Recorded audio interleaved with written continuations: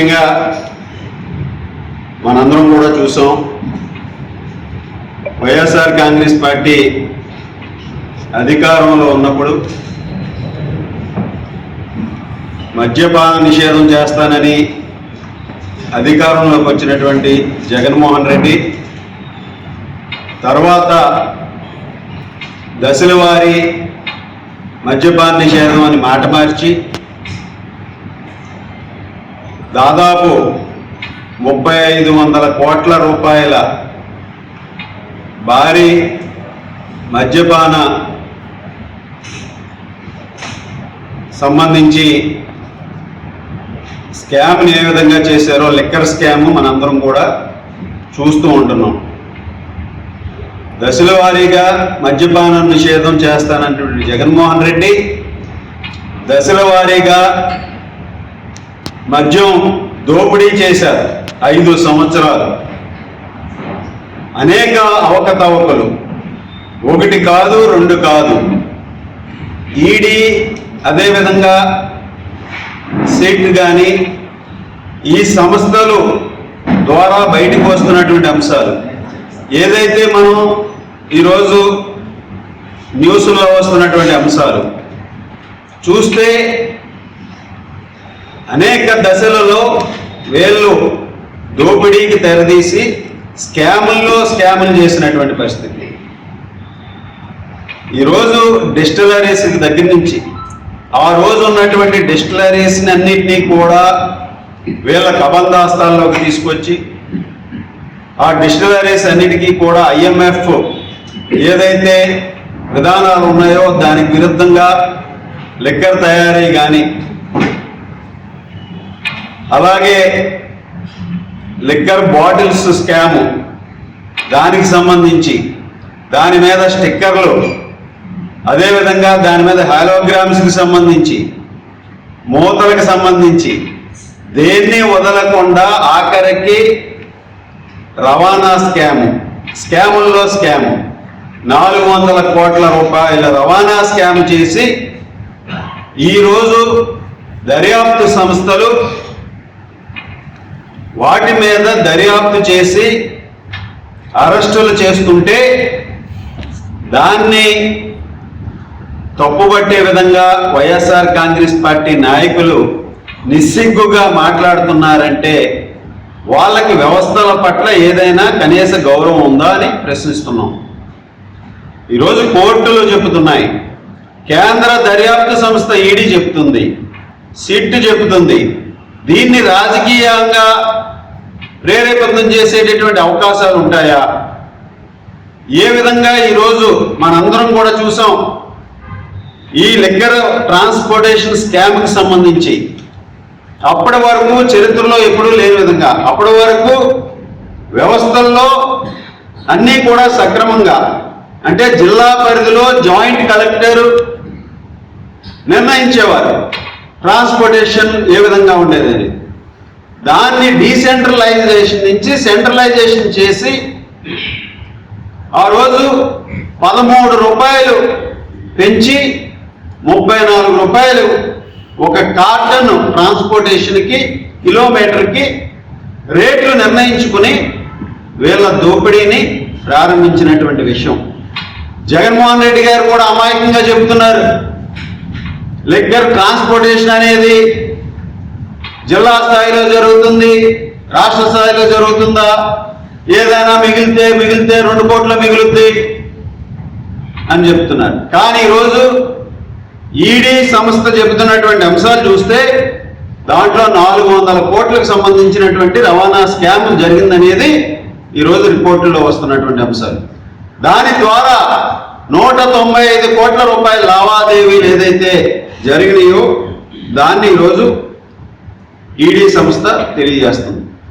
ఈరోజు అనేక ప్రగల్భాలు పలికారు, అనేక ఛాలెంజ్లు చేశారు.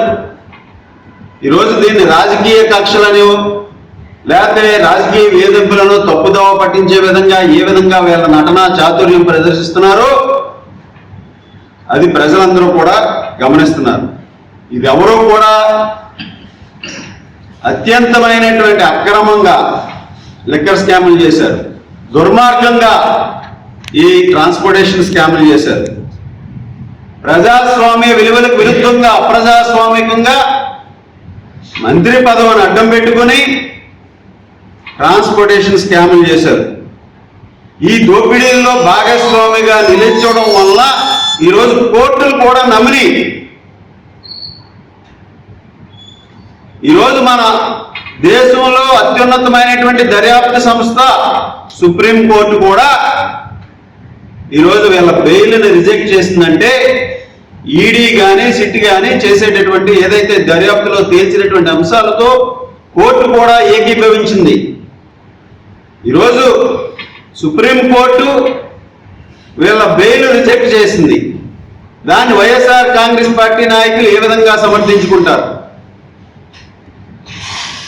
ఎన్ఫోర్స్మెంట్ డైరెక్టరేట్ అనేది కేంద్ర దర్యాప్తు సంస్థ. ఆ సంస్థ ఏం చెప్తుంది? 195 కోట్ల రూపాయలు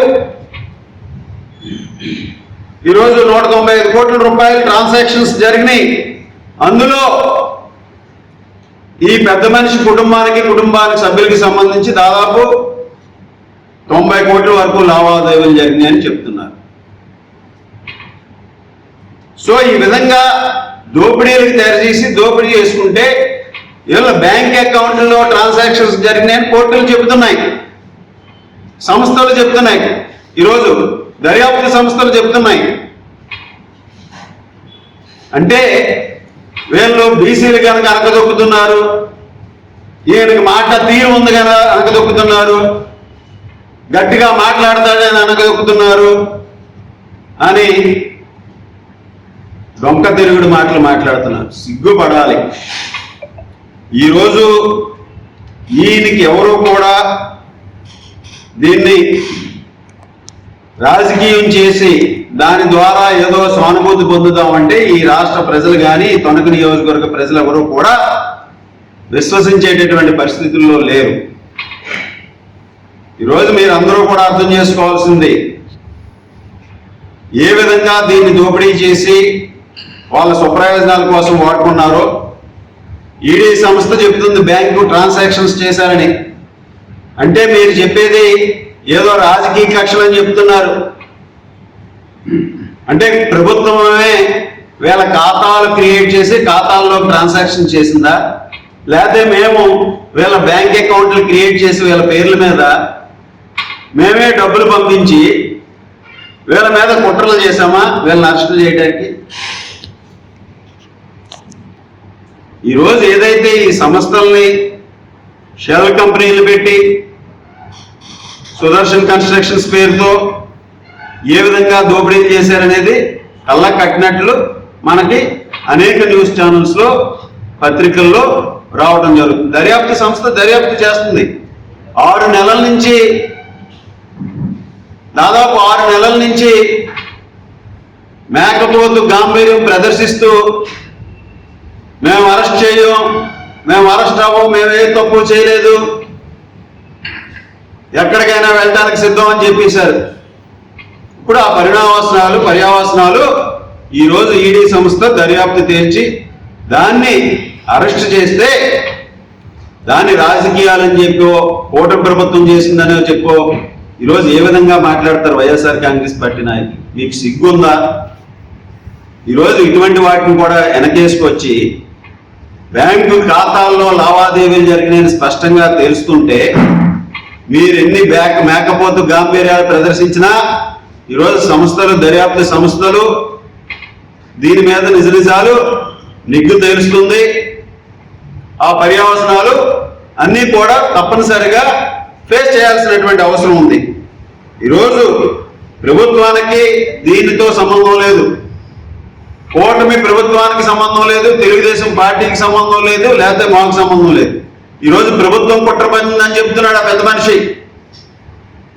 అంటే ప్రభుత్వమే బ్యాంక్ అకౌంట్లు క్రియేట్ చేస్తుందా? మీ బ్యాంక్ అకౌంట్లు ప్రభుత్వమే ట్రాన్స్ఫర్లు చేసేసిందా? ఈరోజు మీరు చేసినటువంటి తప్పిదాలు, మీరు చేసినటువంటి అక్రమాలు, అవినీతిలు ఒక్కొక్కటి కూడా పొట్టలు పగిలినట్టు ఒక్కొక్కటి బయటకు వస్తున్నాయి. ఇది మీరు అర్థం చేసుకోవాలి. వైఎస్ఆర్ కాంగ్రెస్ పార్టీ నాయకులకు ఒకటే చెప్తున్నాం, ఇందులో రాజకీయాలకు తావులేదు. ప్రభుత్వానికి, తెలుగుదేశం పార్టీకి, చంద్రబాబు నాయుడు గారు ఎప్పుడూ కూడా కక్షపూరిత రాజకీయాలకు వ్యతిరేకం. వ్యవస్థలను నిర్వీర్యం చేసి అధికారం ఉంది కదా అని అహంతో అవినీతిని కొత్త పొంతలు తొక్కించి దోపిడీలకు తెరతీసినటువంటి మీరు అడ్డంగా దొరికి ఈరోజు మళ్ళా ఆ నిందలు ప్రభుత్వం మీదో మా నాయకుల మీదో మోపడం అనేది ఎంతవరకు సమంజసం? ఈరోజు వైఎస్ఆర్ కాంగ్రెస్ పార్టీ నాయకులను ఒకటే ప్రశ్నిస్తున్నాం. ఈయనేదో అరెస్ట్ చేస్తే బీసీల మీద దాడులు అని చెప్తున్నారు.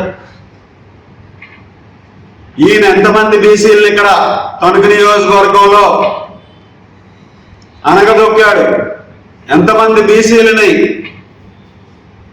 ఈయన ఏ విధంగా 5 సంవత్సరాల కక్షపూరితమైనటువంటి రాజకీయాలు చేశాడు?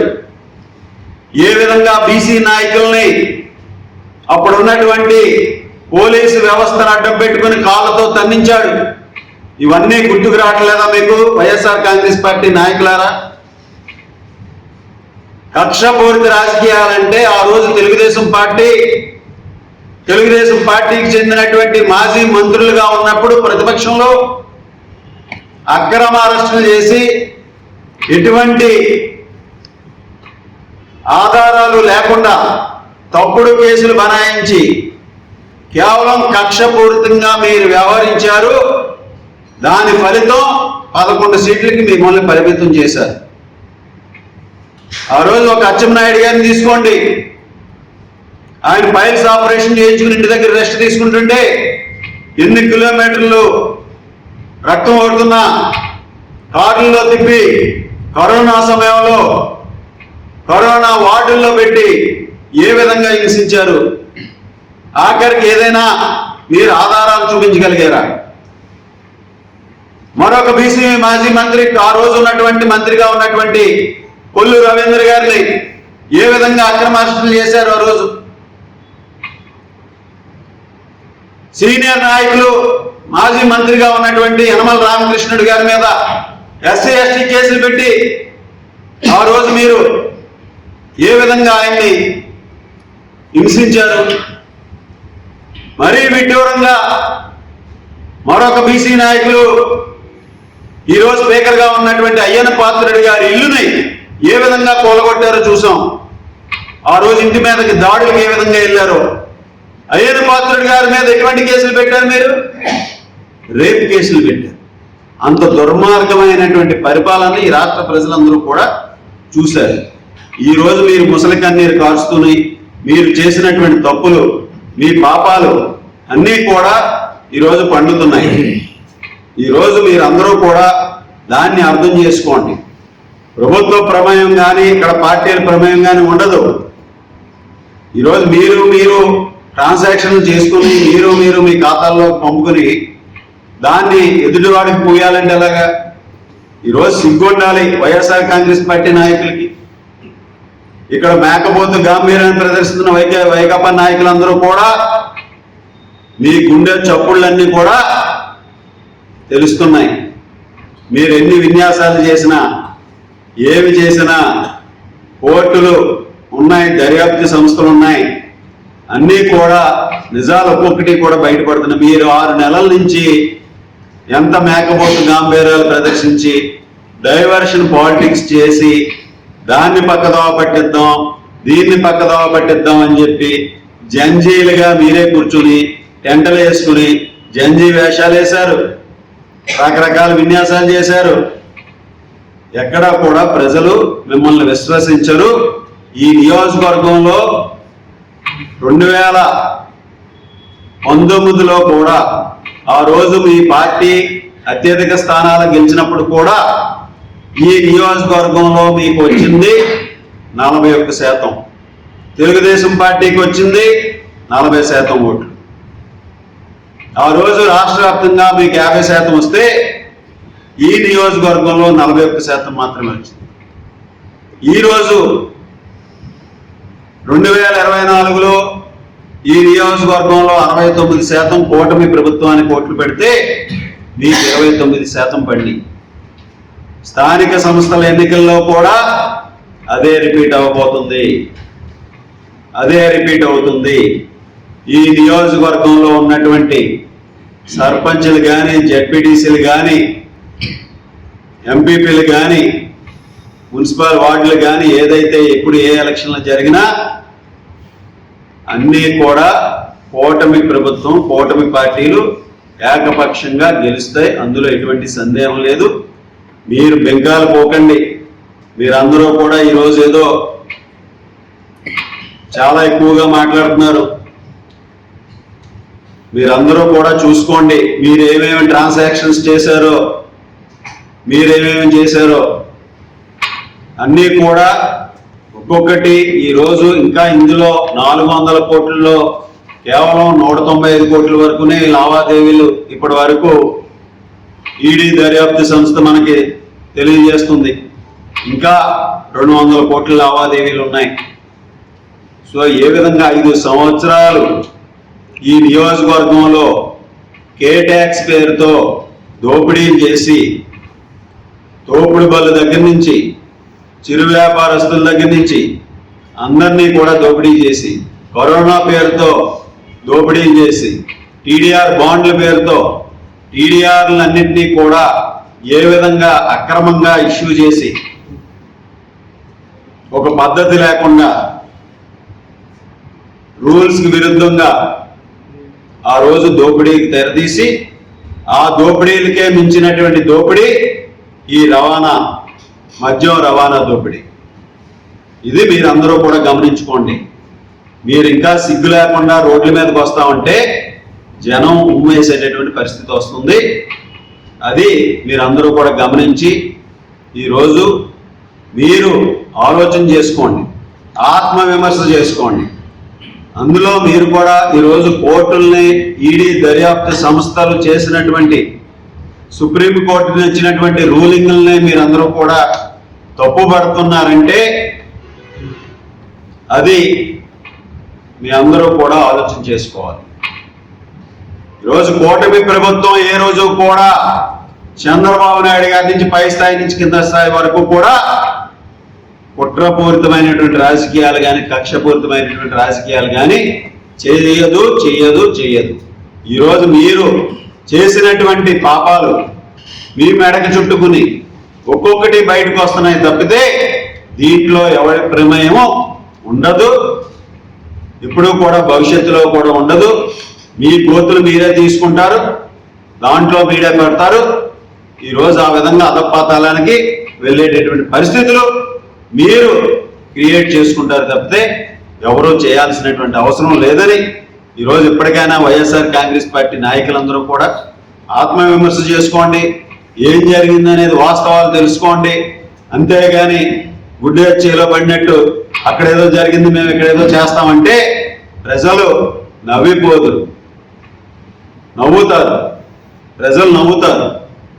ఈరోజు ఆ సిగ్గు లేకుండా, ఎగ్గు లేకుండా రోడ్లంట పడతాం, మేము ఏదో చేస్తామంటే ప్రజలు దాన్ని కూడా మీకు భవిష్యత్తులో ఫలితాలని మీకు చూపించుతారు. ఇది మీరు అందరూ కూడా అర్థం చేసుకోవాలని ఈ సందర్భంగా తెలియజేసుకుంటూ, ఈరోజు ఈ అరెస్టుల్లో కానీ ఆయన సంబంధించినటువంటి వ్యవహారాల్లో కానీ కూటమి ప్రభుత్వానికి ఎటువంటి ప్రమేయం లేదనేది వాస్తవాలు గ్రహించుకోండి, ఒకసారి తెలుసుకోండి. అక్కడ జరిగినటువంటి అంశాలన్నింటినీ కూడా పూర్తిగా అవగాహన చేసుకోండి. ఈరోజు నేను ఒకటే మిమ్మల్ని ఛాలెంజ్ చేస్తున్నాను, వైసీపీ నాయకులు, జగన్మోహన్ రెడ్డి గారు పరామర్శకి వెళ్తాడా లేదా? కారుమూరి నాగేశ్వరరావుని పరామర్శిస్తాక జైలుకి వెళ్తాడా లేదా? బీసీ నాయకులందరినీ అరెస్ట్ చేస్తే నేను జైలుకి వెళ్తానని తయారవుతున్నారు కదా. 2 నెలలు అవుతుంది కారుమూరి కొడుకుని అరెస్ట్ చేసి, ఇప్పుడు దాకా ఎందుకు వెళ్ళలేదు వైసీపీ అధ్యక్షుడు? అక్కడ సిరిది అప్పలరాజు గారిని అరెస్ట్ చేశారని వెళ్ళారు, ఇక్కడెక్కడో ఆలూరు ఎక్స్ఎమ్మెల్యేని అరెస్ట్ చేశారని వెళ్ళారు, ఆలూరు ఎమ్మెల్యేని అరెస్ట్ చేశారని వెళ్ళారు. జైలు యాత్రలు చేస్తున్నాడు. ఇందులో అన్నీ కరెక్ట్గా ఉంటే కారుమూరి సునీల్ని ఇప్పటి వరకు 2 నెలలు అయ్యింది జైల్లో పెట్టి. ఎందుకు జగన్మోహన్ రెడ్డి గారు పరామర్శించలేదు? ఆయన బీసీ నాయకుడే కదా, ఏలూరు పార్లమెంట్ పోటీ చేశాడు కదా. ఈ రోజు నేను ఒకటే ప్రశ్నిస్తున్నా, కారుమూరి నాగేశ్వరరావు గారిని జగన్మోహన్ రెడ్డి గారు పరామర్శిస్తారా లేదా? మీరు సమాధానం చెప్పండి. సో ఆ విధంగా మీరు చేసినటువంటి కార్యక్రమాలు ఇవన్నీ కూడా అధ్యక్షుడు కూడా, ఆయన కూడా, మీ అధ్యక్షుడు కూడా షాక్ అయ్యాడంట. మీ పరామర్శలకి ఏమొస్తారు? సో ఆ విధంగా ఈరోజు మీరందరూ కూడా వాస్తవాలు తెలుసుకొని మీ కార్యాచరణని రూపొందించుకోండి. అంతేగాని ఏదో చేసేస్తాం అంటే ప్రజలందరూ కూడా గమనిస్తారు. ఈరోజు అవన్నీ కూడా ప్రజలు సరైన సమయంలో మీకు అన్ని విధాలుగాను కూడా సమాధానం చెప్తారు. Thank you.